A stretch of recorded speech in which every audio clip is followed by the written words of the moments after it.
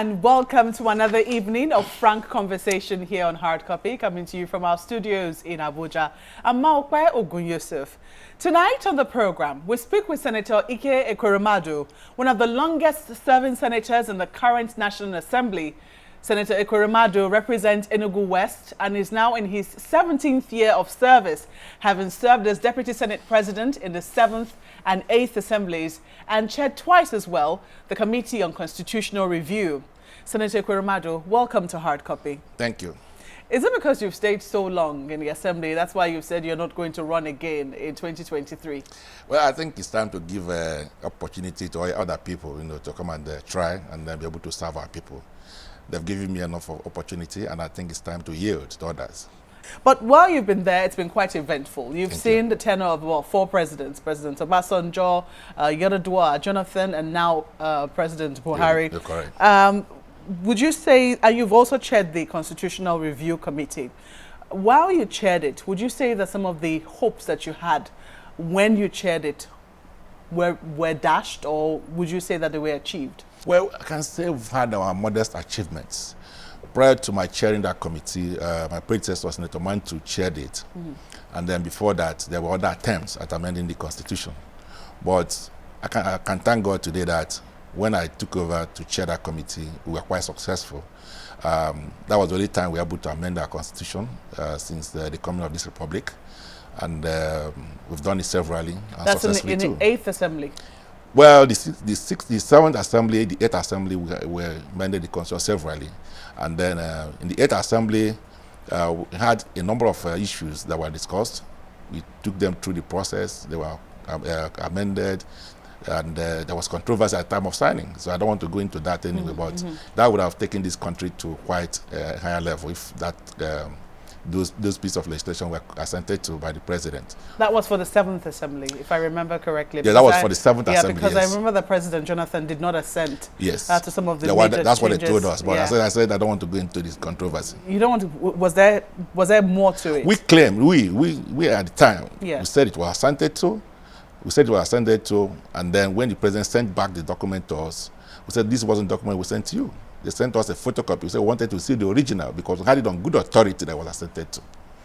And then, in fact, they now sent us the photocopy of the document. And then when we insisted on seeing the original document, the Attorney General at the time went to the Supreme Court to stop us from making that request. And then went to the Supreme Court. The Supreme Court now said, okay, we should go and settle the matter out of the court. We had several meetings in my office, and they promised to assent to it, when it was obvious to them that what they gave to us was a photocopy.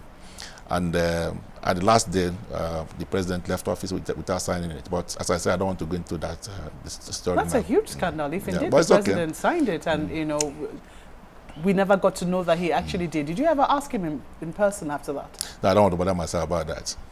But it must have been important because as a result of that, in the 8th Assembly, the approach which you used was then different because every constitutional amendment now came as a separate bill. Definitely. We learned our lesson from that experience. Yeah. Because then we put together a lot of issues and then they came up in one single bill.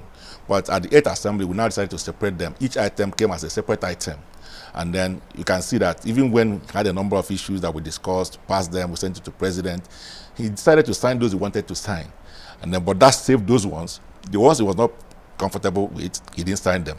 Now, so our effort was actually not in vain, unlike the one we had, which everything was done, they just threw away the baby with the bathwater.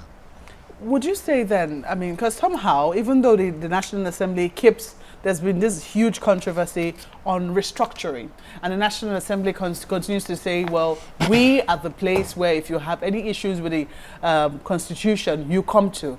And they have been sitting over and over. It's now almost a traditional thing that every assembly will have a constitutional review. Yet, it will seem that it has not quelled the cry for restructuring. People who are still asking for a Nigerian constitution because they believe that the current constitution which we operate is a lie. What exactly is the thinking, your thinking, having sat on separate constitutional committees and your thinking as a politician in Nigeria on what the exercise currently going on in the National Assembly is and the clamor by the Nigerian people? Well, making reference again to the one we did in 7th Assembly, largely we achieved the issue of restructuring in that document. Because most of the issues we dealt with had to do with devolution of powers and a number of other issues. We took matters such as aviation to concurrent list, and a number of other issues, stamp duties and all that. So, as I said, it ended in controversy. So now, if that document was successful, maybe today we'll be talking about how to improve on it, not just starting again on issue of restructuring. So the restructuring is something I don't think we can ever forget or do away with or just ignore. It is real and it's something we need to deal with, because as long as we have not dealt with it, it continue to resonate. Because what is happening is that we have a structure and that's simply not working. It's not working because the current challenges, they are too big for the structures we have, or probably what we have presently cannot address the present challenges. So we need to adjust ourselves to the present realities, especially in the area of security. What we had before maybe was working for us, but now with the present challenges, it cannot work. So what we are saying is, let us address the present challenges with the present realities, especially borrowing for what is happening in other jurisdictions. That's simply what is all about. Is it a weakness inherent in the Constitution, or it's a weakness inherent in our political structure? Number of issues. Is the political will. That's the major thing. As I said, when we had the courage to amend the Constitution extensively in the 7th Senate, and the President, as far as I know, graciously signed that document, and later there was controversy about it, that to me would have been a major milestone. Now, the problem that arose thereafter, and if we what we even had before then, because it was a major struggle for us to amend that Constitution at the time the way we did. Nigeria is a plural society. People come from different backgrounds, religion, ethnicity and all that. Sometimes they come to the assembly with some of these sentiments. So this is the major problem we have. So what seems to be acceptable to you, probably as a Southerner, may not be acceptable to a colleague from the North, or maybe people from different religious divide. So this has been a major issue. Some people see things from different perspectives, maybe because of their own understanding of the issues involved, or maybe pressure from home, or just for sheer politics. From your assessment, do you think that the National Assembly would ever have the will? Because there are those who believe that for us to make any progress, it would have to be outside the current institutions which we currently have, and that perhaps other Nigerians will have to, be assembled outside of the current structure for us to make progress. Do you agree with that view? Well, not entirely, because you see, remember that in amending the Constitution, it's not just the National Assembly that is involved, the state assemblies are involved. So you need to also carry along the governors who control these assemblies. So if they don't agree with you, or if their interest seems to be affected in any of the amendments, of course they do everything possible to stop the assemblies from supporting it. At some point, when we did that with the issue of the independence of the state assemblies, most of the states refused to vote along the line of the National Assembly. Were you surprised that even the state assemblies did not vote for their own financial independence? Of course, I should be surprised, but it wasn't as if I wasn't expecting it. But over time, because these things keep progressing, so I think the last effort, the state assemblies came together and said, look, we are prepared to lose all our jobs so long as we get this thing done. So and they were able to push through, in spite of the threats from some governors that, look, Mr. Speaker, if you get this thing done in your assembly, you are gone. Some insisted that they would rather lose their seat as speakers than having this thing pass by the assemblies again without passage. Now, nothing has thrown to the fore this issue of constitutional amendment or a revisit to the Constitution as the current security challenges that we have faced. Security is squarely on the exclusive list, and as a result, everything seems to be very centralized. However, the security situation is dire, and people are saying that state policing is the way to go, even though right now there seems to be some dichotomy on whether or not it's state policing we need or community policing. What's your answer to this? First of all, is that I have to sympathize with Nigerians. I think we are living in denial. The security situation is so bad, and the bad news is that it's going to get worse because we're not dealing with it at all. We're living in denial. Some of us have been talking about this for over 10 years. I will keep warning that it's going to keep getting worse until we do the right thing. First, Nigeria lives as a federal state. We accepted before independence that the former government in Nigeria that's suitable to our circumstance is federalism. And so since we accepted federalism as the best suited for us, we need to look at the components of federalism. How does this work? Those other people who have practiced federalism, how do they deal with matters, different matters, including security? And in those other places, the way they deal with security is to decentralize it. Because the idea of forming a federation is, or a federal system of government, is that you have accepted that you have so much diversity. To respect those diversities, you have to come into a loose kind of arrangement in which those people continue to maintain certain independence and do certain things in the ways that are peculiar to them. So, and that's why our forefathers accepted federalism as a form of government. Now, they're talking about community policing. They're talking about community police. They are two different things, but they're mixing the two concepts. And that is even more confusing our people the more. For me, it's a total distraction. It's a fraud. Because the only thing that can help... What's a fraud? Community policing? Community policing is a fraud. Yes, because you see, what they are telling us, which people don't seem to understand, is that there's a problem between the community and the police itself. So we need to address that lack of trust and confidence. We need to send message to the villagers that, or the community people, that police is their friend. Cooperate with them. Give them information. That's what community policing is all about. If you have a federal system, you must have a complete package of a security architecture that can be able to deal with situations in a complex manner, so which we don't have right now. Why do you say ours is a fraud then? What is being proposed? Because what they are telling our people is that we need to do community policing, which is like police-public relationship, to build a relationship between them. They're not telling you are going to hire a policeman to police any community. No, that's not what they're saying. Because the IG came to us and explained this to us, and I understood what he was saying. So they are saying that they're going to get volunteers, right, who will be giving police information, and they're going to meet with community, find out what their challenges are, why are they not trusting police, what is the issue here? Do you have any, like a classroom block who can help you build and stuff that so that can build their confidence? That's what they're saying. They're not saying they're going to put any policeman in their community, no. But our people don't seem to get it. But right now, they have agreed with the Amotekun in the southwest, for instance. This Amotekun is a child of circumstance. Because unfortunately, the federal police we have now is not working. So if you are pushed to the wall as an individual or a people, you must do something.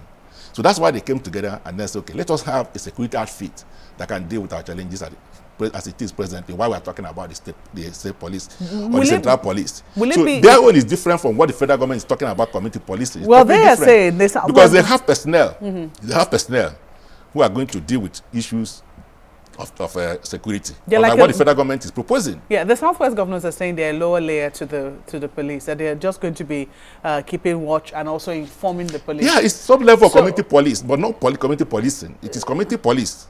Yes, but would you say that, I mean, if it is community policing and it's also straddling the line of state policing, I don't know if it is, would you say it is illegal according to the Constitution? You see, that's why under the Constitution, you can't set up a body and call it police. They're smart. That's why they say they're not saying they're setting up community police. They're not saying they're setting state police. They said Amotekun, whatever that means. So if they say they're setting up community police with the word police on it, then it is illegal, because the Constitution says you cannot set up any other body named police except Nigerian Police Force. Now the regions, the various parts of Nigeria are also doing it. So we are living in denial. So the missing link between what the state police or sub-national police and what we are proposing is regulation. That's what your bill proposes? Exactly, that is it. So hopefully you will be introducing this bill very shortly, very soon, and you think that this time around is going to be successful? Well, I hope so. But you see, in our place, when you see the mother hen shouting that the hawk are taking the baby, the mother has said, look, I'm not shouting so that the hawk will leave my baby. I want the whole world to hear my voice. I know that I object to this action.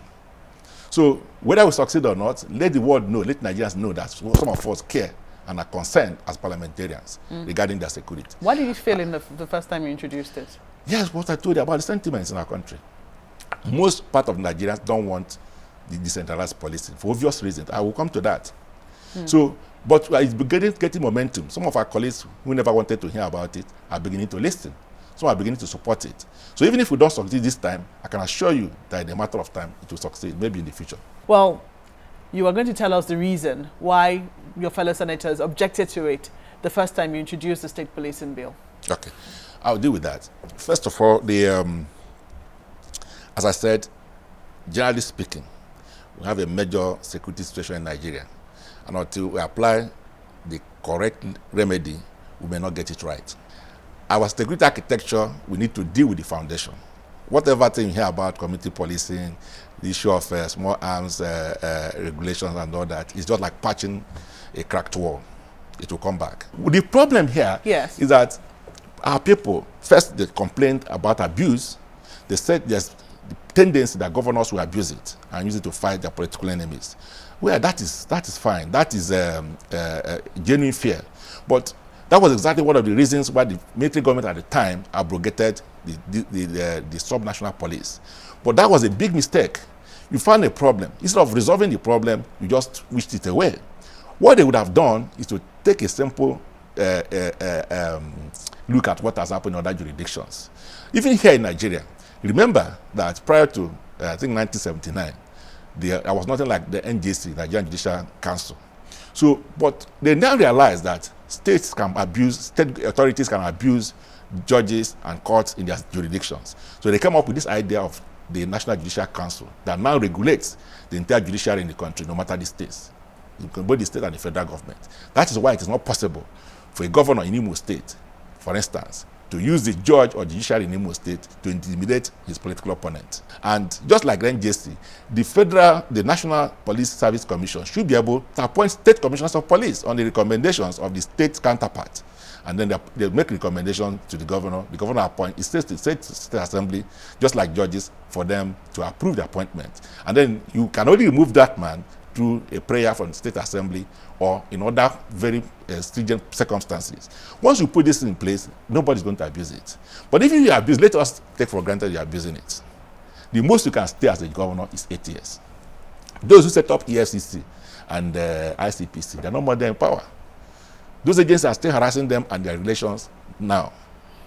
That's what's happening in Canada. Well, what do you say to those who talk about ethnic makeup, who are afraid of abuse? In fact, one of the things, the strongest objections to Amotekun and even, even conversations in the Southeast has been from the North. So there are people who are afraid that this could be targeted against ethnic minorities in ethnic majority strongholds. That's why I'm saying that we've not been able to settle down, to sit down, look ourselves in the face and say, look, I'm objecting to this state police or local government police or any kind of subnational police for so and so reason. Tell me how this mafia will be addressed. Then we sit down and say, look at how it can be addressed. Then if you're not satisfied, we look for the solutions. But nobody, they just simply dismiss it. So it's a matter of all of us putting together our fears and then addressing them, because it is better for us to address those fears than to allow the situation as it is and it will consume all of us. Well, the fears of around restructuring continue to dominate discussion, and it was seen that no matter how we try to run away from it, it always comes back. One of them is the conversation around IPOB. We saw the agitations of IPOB, and we also saw what happened in Nuremberg in Germany. You have said you have forgiven and you have put it behind you, but you also talked about elements who were misguided. Would you say that the manner in which we have pushed certain agitations have been misguided? Oh, definitely. Definitely. You see, we are living in a very civilized world. Most of the very successful separations had come through conversation and dialogue, not by fighting or any kind of armed struggle. So in places where they had armed struggle, those armed struggle did not achieve anything until they came to a round table. So I believe that if we as a country need to go our separate ways, the best thing is for us to convince everybody to let us sit on the table and look at the terms, so that we can travel from the south to the north, or the east to the west. Even after that, and be able to have a handshake and cooperate at several levels. Are Southeast leaders able to speak that frankly with the youths? Well, it's a continuous engagement, because the age disparity is much anyway, and the experience is also many. So some people have seen the Civil War, say, okay, we don't want to have a war on our hands again. We don't want to put our youth on a harm's way and stuff like that. So please, let's just have a conversation. Whether there are issues that are being raised, you can't wish that away. The young men that have issues, which are germane and need to be addressed. The difference is, how do we address this issue? Some are saying, okay, we need to address it through violent agitation. Others says, okay, no, there must be a dialogue. So let us have an intellectual approach to this. Let us have a conversation, So that's where the departing lines you can find. But whether the people of the Southeast have any genuine complaint, they have a lot and lots of complaints. You genuinely believe that the people of the Southeast have been marginalized? Of course, definitely. In what areas? Look at the security sector. Nobody from the Southeast or Igbo-speaking part of Nigeria is heading any of the security agencies. I'm sure if there's a commission for Boy Scouts, they won't have any of them there. From the police to the army to the Air Force to the paramilitary, just take it. Just check it. It doesn't make for unity. It doesn't make for cohesion. That's part of the things that are causing the agitation. So the marginalization is under this administration or under previous administrations? Because this talk about marginalization has been there for a while. Yes, it's been incremental. It gets worse by the day. That's the problem. Right? Let's just start the President Republic. At the beginning of this President Republic, Ani Boman was Senate President for years. Then we will get to Deputy Senate President and Deputy Speaker. Now we don't have anybody in any of the levels of governance. Not even Secretary of the Government. But isn't that as a result of the politics? It doesn't matter. This country belongs to everybody. Right? And there are members of political parties in different parts of Nigeria, including Southeast. APC, they have people in Southeast. That could be anything, if it's a political party. But I don't believe it's a political party, because once the election is gone, next is leadership. Do you think that agitations for a president in 2023 going to the Southeast will mend anything? I'll tell you what I feel as a person, as Ike Ekweremadu, what I feel as an Igbo man. As Ike Ekweremadu, I would like to see a Nigerian president who has no bias about any part of Nigeria, who can come from anywhere and be present as much as the law allows him, all right, and be able to be the president for everybody, whether it's South, East, or West, so that there is no issue of, well, it's our turn. No.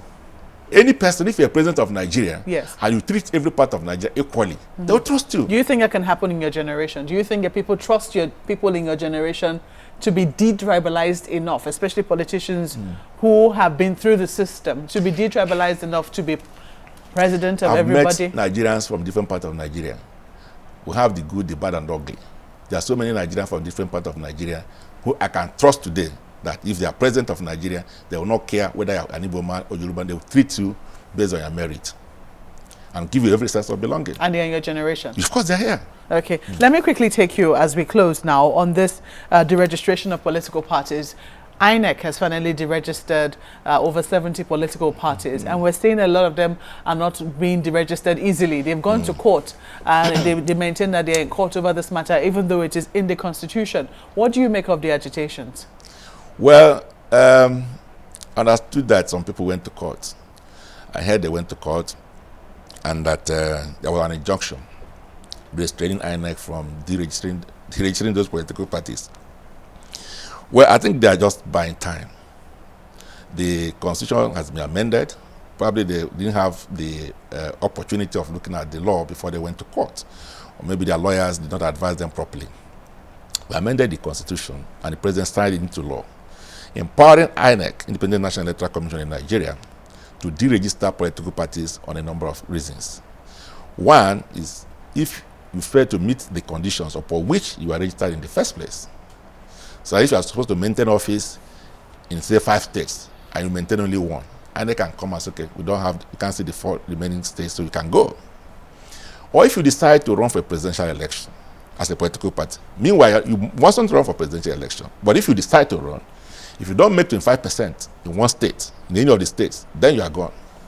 If you decide to run for governorship, which of course you mustn't run for, but if you put a candidate in a gubernatorial election and you don't make 25% in any local government of that state, you are not supposed to remain as a political party, and I can register you. If you decide to run a legislative election, maybe state assembly or national assembly, and you fail to win 1 seat, of course they can register you. Or if it's okay, I'm not running for president, national assembly, let me just run for local government election, and you're unable to win a council seat, they can register you.